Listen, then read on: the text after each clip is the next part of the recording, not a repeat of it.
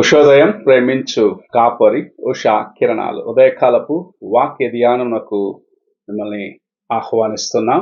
ప్రభు ఈ ఉదయ కాలమున మనతో మాట్లాడినట్లుగా ప్రార్థనాపూర్వకంగా దేవుని యొక్క వాక్యమునకు సిద్ధపడదాం.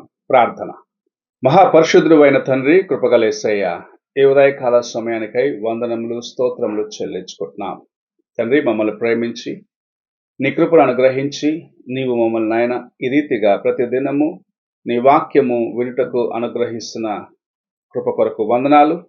ఈ ఉదయకాల సమయమున నాతోనూ మా ఒక్కొక్కరితోనూ మాట్లాడమని, నీ వాక్యమును విని నీ వాక్యమందు ఆనందించి దేవా నీకు సన్నిహితులవుటకు మాకు సహాయము చేయమని యేసు పరిశుద్ధ నామమున అడిగి వేడుకుంటున్నాను పరమ తండ్రి, ఆమెన్.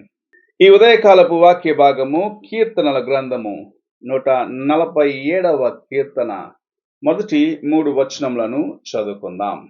యెహోవాను స్తుతించుడి, యెహోవాను స్తుతించుడి, మన దేవునికి స్తోత్రగానము చేయుట మంచిది, అది మనోహరము, స్తోత్రము చేయుట ఒప్పిదము. యెహోవాయే యెరూషలేమును కట్టువాడు, చెదరిన ఇశ్రాయేలీయులను పోగు చేయువాడు, గుండి చెదిరిన వారిని ఆయన బాగు చేయువాడు, వారు గాయములు కట్టువాడు. చదవబడిన కీర్తన భాగములో దేవుని స్తుతించుడి, ఆయన చేసిన కార్యములను బట్టి, ఆయన మనకు తన కృపను అనుగ్రహించిన కార్యమును బట్టి ఆయనను స్తుతించుడి అని కీర్తనకారుడు రాయటం చూడగలము. ఎందుకంటే యెరూషలేమును కట్టువాడు ఆయనే అని చెప్పటము చూడగలము. తన ప్రజలను పోగు చేసేవాడు ఆయనే, అనగా ఇశ్రాయేలును పోగు చేయువాడు ఆయనే అని దేవుని యొక్క వాక్యము సెలవిస్తున్నది. అంత మాత్రమే కాదు, గుండె చెదిరిన వారిని బాగు చేయువాడు, వారి గాయములను కట్టువాడు అని మనము చదవగలము. ఈ కీర్తనను మనము పాటకు కూడా అనేక సార్లు పాడుచూ ఉంటాం. ప్రభు మన గాయములను కట్టేవాడుగాను మనలను బాగు చేసేవాడిగా ఉన్నాడు అని మొదటిగా జ్ఞాపకము చేసుకొనాలి. గుండె చెదిరిన వారిని, అనగా కష్టములో, ఇబ్బందులో, ఇంకా ఉపశమనం అనగా వారికి ఓదార్పు లేదు అన్న స్థితిలో ఉన్న వారిని కూడా బాగు చేసి తమ జీవితములలో వారి యొక్క గాయములను దేవుడు అనగా ప్రభు మాత్రమే కట్టగలడు అని కీర్తనకారుడు చెప్పటం చూడగలము. కొన్ని కుటుంబములలో మనం చూస్తూ ఉంటాము, కుటుంబంలో చాలా ప్రాముఖ్యమైన వ్యక్తి చనిపోయినప్పుడు ఆ కుటుంబము చెదిరిపోతుంటుంది. అలాంటి కుటుంబమును ఎవ్వరూ ఓదార్చలేరు. దుఃఖములో ఉన్న కుటుంబమునకు ఓదార్పును అనుగ్రహించేది దేవుని యొక్క కృప మాత్రమే. ఈ ఉదయకాల సమయమున అలాంటి ప్రభువుని మనము కలిగి ఉన్నాము గనుక ఆయనను స్తుతించవలసిన వారిగా ఉన్నాము, ఆయనను గణపరచవలసిన వారిగా ఉన్నాం. అనేక సార్లు మనకు కలిగిన ఓటమిని చూస్తూ ఉంటాం.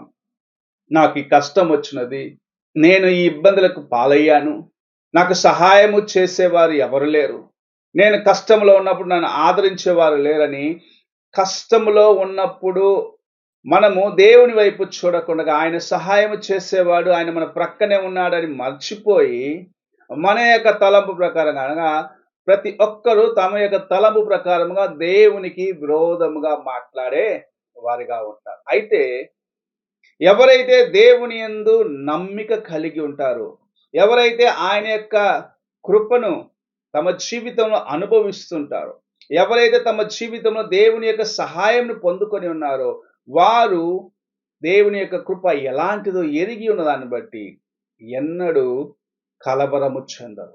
మనము అలాంటి వారిగా ఉండాలి అని ఆశిస్తూ ప్రభు మన ముందు ఈ కీర్తన భాగంను ఉంచిన, ఆయన గాయపడిన వారిని, గుండె చెదిరిన వారిని బాగు చేసేవాడు, గాయపడిన వారి యొక్క గాయములను కట్టువాడు, ఇశ్రాయేలీయులను పోగు చేసేవాడు, అనగా చెదిరిపోయిన వారిని పోగు చేసేవాడు. ఇంత మంచి దేవుని కలిగిన నీవు నేను ఆయన వైపు చూడకుండగా లోకములో దొరికే ఉపశమనము కోసము, కొద్ది కాలము దొరికే అల్పకాలపు సంతోషము కోసము దేవునిని విడిచిపెట్టి దూరముగా పారిపోతున్నాం. అల్పకాలమే అది శాశ్వత కాలము నీతో రానై ఉన్నదా అని ఆలోచించినట్లయితే లేదు, అది కొద్ది సమయం మాత్రమే. అల్లరితో కూడిన ఆటపాటలు, ఈ లోకపు కార్యములన్నీ కొద్దిసేపు మాత్రమే, అవి గతించిపోతాయి. అవి గతించిపోయిన తర్వాత నీ జీవితం మరలా అదే పాత స్థితికి నీవు తిరిగి వస్తావు. అలాంటి స్థితిలో ఉన్న వారిని కూడా ప్రభు ప్రేమిస్తున్నాడు. వారిని కూడా ఆయన బాగు చేసి వారి గాయములను కట్టి, లోకములో ఉన్న కార్యముల వైపు చూడవద్దు, నా యొద్దకు రా, నేను నీకు సహాయము చేసేవాడిగా ఉన్నానని ప్రభు తన యొక్క వాక్యమును ఈ ఉదయకాల సమయాన మనకు అనుగ్రహిస్తూ ఉన్నాడు. గాయపడిన వారి యొక్క గాయములను కట్టేవాడు. ఎవ్వరు బాగు చేయలేని గాయములను కట్టే మంచి సమరయుడిగా ప్రభు మన కోసం ఉన్నాడు. ఎవరు బాగు చేయలేని కార్యములన్నింటినీ బాగు చేయుటకు నిన్ను తన యొక్క సన్నిధికి తీసుకొని వచ్చి, నిన్ను తన యొక్క వాక్యము చేత ఓదార్చి, నిన్ను బలపరిచి, నిన్ను పోగు చేసి, నిన్ను ఒక స్థలములో స్థిరపరిచేవాడు ప్రభువైన యేసుక్రీస్తు మాత్రమే. నీవు ఈ ఉదయకాల సమయమున ఆయన వైపు చూడాలి. ఆయన యొక్క పాదముల చెంత ఉన్న విమోచనను, విడుదలను నీవు సంపాదించుకోవాలని ప్రభు ఆశిస్తూ ఉన్నాడు. దానికి నీవు చేయవలసిన ప్రాముఖ్యమైన కార్యం ఏమిటంటే దేవుని స్తుతించుటము నేర్చుకోవాలి. ఆయన నీవు స్తుతించినప్పుడు, ఆయన చేసిన మేళ్ళను నీవు జ్ఞాపకం చేసుకున్నప్పుడు, నీ జీవితంలో ఆయన కృప ఎంత ఉన్నతమనేది గ్రహించుకోగలవు. అనేకులు దేవుని యొక్క మేళ్ళను మరచి తమ జీవితములను పాడు చేసుకున్న వారిగా ఉన్నారు.